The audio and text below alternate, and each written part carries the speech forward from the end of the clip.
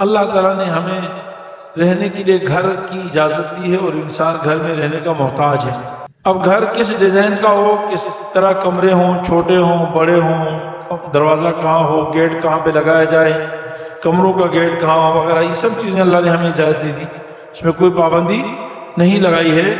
جو چاہے جس ڈیزائن کا، نئے نئے ڈیزائن کے انجینئر سے، آرکیٹیکٹ سے وہ ڈیزائن بناتے ہیں اور گھر بناتے ہیں، لیکن گھر بنانے میں بھی اللہ تعالیٰ نے چند چیزوں کی پابندی لگائی ہے۔ اب اگر ہم ان پابندیوں کا خیال کر لیں گے تو ہمارے گھر جو ہے وہ شریعت کے مطابق ہو جائیں گے۔ اب ضروری نہیں ہے کہ ہمارا گھر ایسے ہی ہو جیسے سیدہ اماں عائشہ صدیقہ رضی اللہ تعالیٰ عنہ کا مٹی کا بنا ہوا چھوٹا سا جھونپڑا تھا، جس میں اماں عائشہ فرماتی ہیں کہ اتنی جگہ نہیں تھی کہ جناب رسول اللہ صلی اللہ علیہ وسلم رات کو تہجد پڑھتے تو نماز کے لیے الگ جگہ نہیں تھی، تو مجھے سجدے میں جب جاتے تمام احادیث میں موجود ہیں، میرے پاؤں کو ہاتھ لگاتے، میں پاؤں سکیڑ لیتی، آپ سجدہ فرماتی تھی۔ اب یہ ایسا تو آج کس کا گھر ہے؟ آج تو خیمہ بھی اس سے بڑا ہوتا ہے، اس وقت اتنا چھوٹا تھا عائشہ صدیقہ کا گھر۔ اب یہ حکم نہیں ہے، شریعت نے یہ حکم نہیں دیا، اس لیے ہم بڑے گھر بنا سکتے ہیں، پابندی نہیں لگائی کہ سب کے گھر ایسے ہوں۔ ہاں شریعت یہ کہتی ہے، ترغیب دیتی ہے کہ قناعت پسند ہو، کم سے کم ہو، گھر کو مقصود نہ بنایا جائے، لیکن چند شرائط شریعت نے اس کے بارے میں بتائی ہیں۔ ان شرائط کا اگر ہم لحاظ کر لیں گے تو یہ ہمارے گھر جو ہے وہ دنیا میں سکون کا ذریعہ ہو جائیں گے اور انشاءاللہ آخرت میں بھی کامیابی کا ذریعہ ہوں گے۔ نمبر 1، گھر میں بنیادی طور پر ایک شرط جو بہت اہم ہے، وہ گھر صرف ضرورت کے لیے بنایا جائے، ریاکاری، دکھلاوے کے لیے، نام و نمود کے لیے، دوسرے سے آگے بڑھنے کے لیے گھر نہ بنایا جائے۔ یعنی فلانے نے ایسا گھر بنایا، میرا گھر اس سے اچھا ہونا چاہیے، فلانے نے اتنا اونچا گھر بنایا، میرا گھر اس سے بھی زیادہ اونچا ہونا چاہیے، فلانے نے فلاں ماربل لگایا، فلاں ٹائل لگائی، میرا گھر اس سے بھی اعلیٰ ماربل، اعلیٰ ٹائل ہونی چاہیے۔ یہ ہے دوسرے سے مقابلہ کرنا، الہاکم التکاثر، تمہیں غافل کر دیا ہے ایک دوسرے سے آگے بڑھنے نے۔ اعلموا انما الحیات الدنیا لعب ولہو وزینۃ وتفاخر بینکم وتکاثر فی الاموال والاولاد۔ دنیا کیا ہے؟ کھیل تماشا ہے، زینت ہے، چند روزہ زینت ہے، لہو ولعب وزینۃ وتفاخر فی الاموال والاولاد، اور مال و اولاد میں ایک دوسرے پر فخر کرنا ہے، وتکاثر، اور ایک دوسرے سے آگے بڑھنا ہے، تکاثر فی الاموال والاولاد، یعنی ایک دوسرے سے آگے بڑھنا، یہ شریعت میں پسندیدہ نہیں۔ ہر آدمی اس لیے بنائے کہ مجھے اس کی ضرورت ہے یا مجھے اس میں آرام ہے، آسائش ہے۔ آپ کوئی بھی کام اپنے آسائش کے لیے لگا سکتے ہیں، آپ ٹائل لگانا چاہیں، ماربل لگانا چاہیں، آپ کی وسعت میں ہے، اس لیے لگاتے کہ اس میں ذرا سہولت ہے، دیر پا رہتا ہے، فرش ٹوٹتا نہیں ہے، صفائی میں آسانی ہوتی ہے، مجھے اچھا لگتا ہے، اس لیے تو لگا سکتے ہیں۔ لیکن اس لیے کہ لوگ آئیں گے دیکھیں گے، واہ واہ واہ شاباش، کتنا اچھا مکان، کتنے اعلیٰ آپ کی بیٹھک اور ڈرائنگ روم اور بیڈ روم وغیرہ کتنا اعلیٰ عالیشان، یہ نہیں۔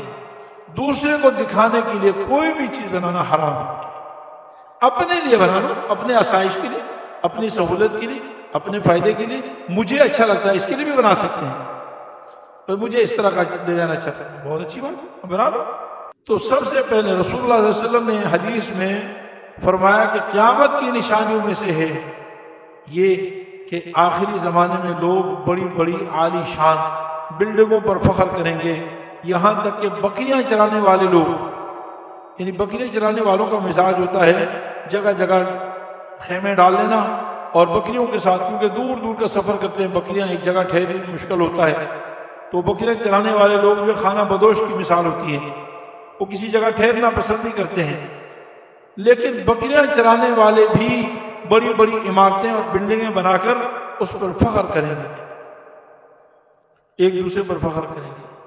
یعنی یہ مطلب نہیں صرف بکریوں والے یہ کریں گے، مقصد یہ ہے کہ عام لوگوں میں بلڈنگوں کی، مکانات کی، عمارات کی، اس کی یعنی اس قدر رغبت اور شوق بڑھ جائے گا کہ بس جو ہے یہاں ایسے لوگ جن کو ان چیزوں سے کوئی واسطہ ہی نہیں تھا وہ بھی اس میں آ کر فخر کرنے لگ جائیں گے، تو عام لوگوں کا کیا حال ہوگا؟ جناب رسول اللہ صلی اللہ علیہ وسلم نے فرمایا کہ قرب قیامت میں انسان اپنی ساری جمع پونجی مٹی پہ خرچ کرے گا، مٹی پہ، مٹی کا مطلب مکان بنانے میں، بلڈنگ بنانے میں۔ آج ہمارے لیے زندگی بھر کی جمع پونجی جو ہے نا وہ ایک بنگلہ بنانے میں، ایک مکان بنانے میں، اس کی عالی شان بنانے میں اس میں خرچ ہو جاتی ہے۔ وسعت نہیں ہوتی لیکن رہنا بنگلے میں ہے، وسعت نہیں ہے بڑے سے بڑے مکان میں رہنا ہے، وسعت نہیں ہے ڈیفنس اور کلفٹن میں رہنا ہے، وسعت نہیں ہے فلاں جگہ میں رہنا ہے۔ شریعت کو یہ پسند نہیں ہے۔ یہ دنیا کی زندگی چند روزہ ہے، یہاں کے بنگلے، یہاں کی کوٹھیاں، یہاں کی ہر چیز رہ جانی ہے۔ اس لیے دنیا میں سب سے بہتر چیز قناعت ہے، اور مکان بن گیا تو اس کی وجہ سے تکبر نہ ہو۔ پڑوس میں جھونپڑی میں رہنے والے کو 2 ٹکے کا نہیں، ایسا مت بولو، یہ تو جھونپڑی میں رہنے والا، یہ تو کچے مکان میں رہنے والا، یہ تو کرائے پہ رہنے والا، اور میں بنگلے کوٹھیوں والا ہوں، میرا سٹینڈرڈ اونچا ہے۔ نہیں، کیا پتا اس بنگلے کوٹھیوں کی وجہ سے اللہ کے ہاں آپ کا سٹینڈرڈ نیچے چلا گیا ہو۔ سٹینڈرڈ تو اللہ کے ہاں ہوتا ہے۔ اللہ تعالیٰ قرآن و حدیث میں یہ فرماتے ہیں کہ ہم کمزور ایمان والوں کو کچھ عطا کرتے ہیں تاکہ وہ ایمان پر رہیں، اور جو کامل ایمان ہے ان کو دنیا کی چیزیں زیادہ نہیں دیتے۔ تاریخ اٹھا کر دیکھ لیجئے، جہاں فرعون، قارون، شداد، حامان کے حالات پڑھتے ہیں، وہاں انبیاء علیہ السلام کے حالات بھی دیکھیں۔ انبیاء سے بہتر دنیا میں کوئی بہتر نہیں ہے، لیکن عمومی طور پر انبیاء علیہ السلام کی جماعت فقراء کی جماعت ہوتی تھی، کمزوروں کی جماعت ہوتی تھی۔ مال و دولت، عیش و عشرت، بنگلے کوٹھیاں والے نہیں ہوتے تھے۔ ایسی صحابہ کرام کی جماعت دیکھ لیں، عموماً صحابہ غریب لوگ ہوتے تھے۔ بہرحال پہلی چیز یہ ہے کہ مکان بنانے میں اس کا خیال کرنا چاہیے کہ اپنی ضرورت کے لیے بنائیں، کم سے کم بنائیں، اس پہ اپنی ساری جمع پونجی کو خرچ مت کریں، دکھلاوا ریاکاری نہ ہو، اور زندگی کا سب سے بڑا مقصود بھی یہ نہ ہو، بس ضرورت کے لیے ہے۔ اللہ تعالیٰ ضرورت کا مکان ہر کسی کو دے۔ دوسری چیز مکان بنانے میں یہ ہے کہ شریعت میں رسول اللہ صلی اللہ علیہ وسلم نے فرمایا کہ لا تجعلوا بیوتکم قبورا، بھائی اپنے گھروں کو قبرستان مت بناؤ۔ مثل الذی یذکر ربہ ومثل الذی لا یذکر ربہ کمثل الحی والمیت، مثال اس شخص کی جو اللہ کو یاد کرتا ہے اور اس شخص کی جو اللہ کو یاد نہیں کرتا، مثال زندہ اور مردہ کے ہے۔ جو یاد کرتا ہے وہ زندہ ہے، اور جو یاد نہیں کرتا وہ مردہ ہے۔ تو قبرستان تب ہوگا، قبرستان میں مردے ہوتے ہیں نا بھائی قبرستان میں کون ہوتے ہیں؟ مردے ہوتے ہیں۔ تو جس گھر میں اللہ کی یاد نہ ہو وہ گھر قبرستان ہے۔ اللہ کی یاد کیا؟ ذکر ہے، تلاوت ہے، اور نماز ہے۔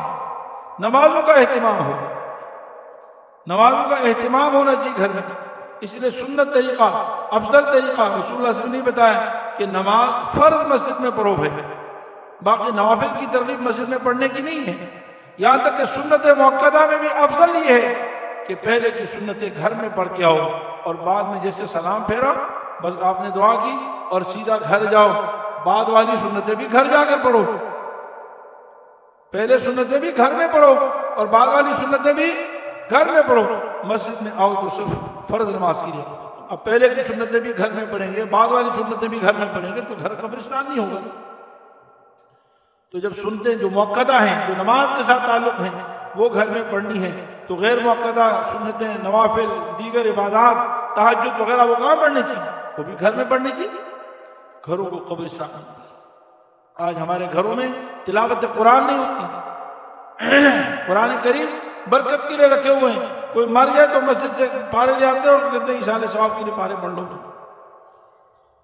اور پھر ہمارے گھروں میں پریشانیاں ہوتی ہیں، کہتے ہیں جن آ گئے جی، بھوت آ گئے، پتہ نہیں کسی نے دم کر دیا، کسی نے یہ کر دیا، گھر میں سکون نہیں، راحت نہیں۔ تو قبرستان میں کہاں سکون ملتا ہے بھائی؟ قبرستان میں تو جنات کا ڈیرا ہوتا ہے، وہاں ان کا بسیرا ہوتا ہے۔ تو دوسری چیز یہ ہے کہ اللہ تعالیٰ نے گھروں کو قبرستان بنانے سے منع فرمایا، اور اس کے لیے ایک خاص چیز جو ہمارے گھروں سے متعلق ہے وہ یہ کہ گھر میں مسجد ہونی چاہیے۔ یہ جو میں نے آیت تلاوت فرمائی نا 11ویں پارے کی، اللہ تعالیٰ نے فرمایا وَجْعَلُوا بُيُوتَكُمْ قِبْلَةً، اپنے گھروں کو قبلہ بناؤ، یعنی قبلے سے مراد مسجد بناؤ. دیکھو نا، چھوٹا سا گھر بناؤ، مسجد البیت. صحابہ کرام کے گھروں کی صفات تھی کہ ان کے گھر ویسے تو چھوٹے تھے، رہنے کے لیے گھر نہیں تھے، لیکن جس کا بس ہوتا تھا وہ چھوٹی سی جگہ نماز کے لیے مختص کرتا تھا. مسجد میں جو گھروں میں جو عورتیں اعتکاف کرتی ہیں، اصل ان کا اعتکاف اس مسجد البیت میں ہوتا ہے، گھر کی مسجد میں ہوتا ہے. مسلمان کے گھر کی شان یہ ہے کہ اس میں چھوٹی سی مسجد ہونی چاہیے، جس میں بچے بوڑھے جوان سب مل کر وہاں جا کر تلاوت کریں. انفرادی طور پر ایک ہے نا عام کمرہ، اس میں آپ جو بچے شور بھی کر رہے ہیں، یہ بھی کر رہے ہیں اور بھاگ بھی رہے ہیں. ایک سب کو معلوم ہے کوئی وضو کیا ادھر نماز پڑھنی ہے بھائی، وہاں جا کے رونق ہو، ایک وہاں بیٹھ کر تلاوت قرآن ہو، ذکر ہو، مراقبہ ہو اور نماز پڑھی جائے، لمبی لمبی نماز مسجد میں. یہ مسلمان کے گھر کی شان ہے. لیکن افسوس یہ ہے کہ آج ہمارے گھر میں جی ٹی وی لاؤنج ہے اور ڈرائنگ روم ہے اور فلانا چیز ہے اور فلانا چیز ہے. کوئی مسجد البیت نماز کا لاؤنج ہے؟ کوئی نہیں ہے. نماز مسلمان کا عیسائی اور یہودی کے گھر کا فرق نہیں ہے. اللہ تعالیٰ توفیق عطا فرمائے جن کو اللہ نے 1000 گز کا بنگلہ بنایا اور 2000 گز کے بنگلے بھی دیے ہوئے، بڑے بڑے مکان ہیں، اس میں سب کچھ بنا ہے، لیکن نماز کے لیے کوئی 2 گز کی جگہ متعین نہیں کر سکتے ہیں. تیسری چیز شریعت نے پابندی لگائی ہے.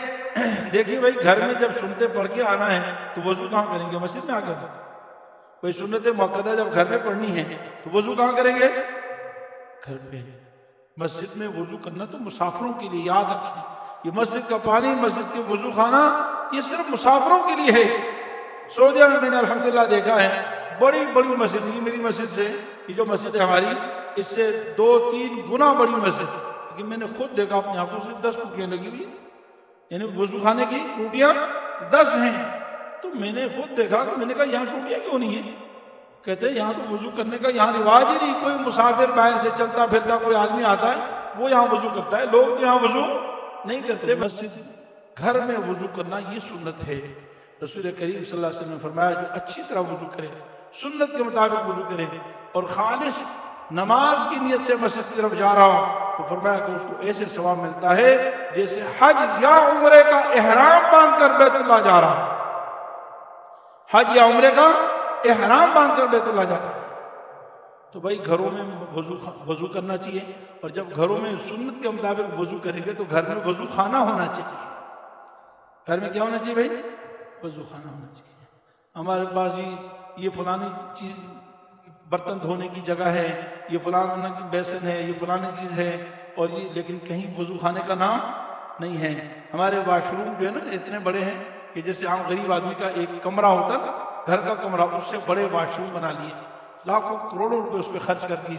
لیکن افسوس یہ ہے کہ اس گھر میں کسی ایک جگہ بیٹھ کر سنت کے مطابق آداب اور سنت کے مطابق دعائیں پڑھ کر وضو کرنے کی جگہ نہیں ہے. ہم انگریزوں کے غلام ہیں، ہم غیروں کے غلام ہیں. ہمارے گھروں کی ڈیزائن اس طرح نہیں بنتی جو سرکار دو عالم صلی اللہ علیہ وسلم نے ہمیں بتایا ہے. ایک تو وضو کی جگہ ہونی چاہیے، اور واش روم جو ہے نا، یہ ہمارے جو مسجدوں میں ہیں، گھروں میں واش روم ہیں، اس کو گھروں میں یا کوئی بھی واش روم ہو اس کو قبلہ رخ ہونا منع ہے. نہ اس میں پیٹھ قبلے کی طرف ہو سکتی ہے، نہ چہرہ قبلے کی طرف ہو سکتا ہے. یہ بھی شریعت کے آداب میں سے. ان چند آداب کا اگر ہم خیال کریں گے انشاءاللہ تعالی، وضو خانہ بنائیں، واش روم جو قبلہ رخ نہ ہو، گھر میں مسجد ہو، اور گھروں کا بنانا ریاکاری دکھلاوے اس کے لیے نہ ہو. اور بھی کچھ تفصیل ہے. اللہ تعالیٰ انشاءاللہ تعالی ہمارے گھر مسلمانوں کے گھر ہوں گے، شریعت کے مطابق گھر ہوں گے، یہ دنیا میں سکون کا ذریعہ ہوں گے اور انشاءاللہ آخرت میں کامیابی کا ذریعہ ہوں گے. مفتی صاحب کے YouTube چینل کو سبسکرائب کیجئے اور ان کے تازہ بیانات کے ذریعے اپنی علمی، اصلاحی اور فکری آبیاری کرتے رہیے. جزاکم اللہ.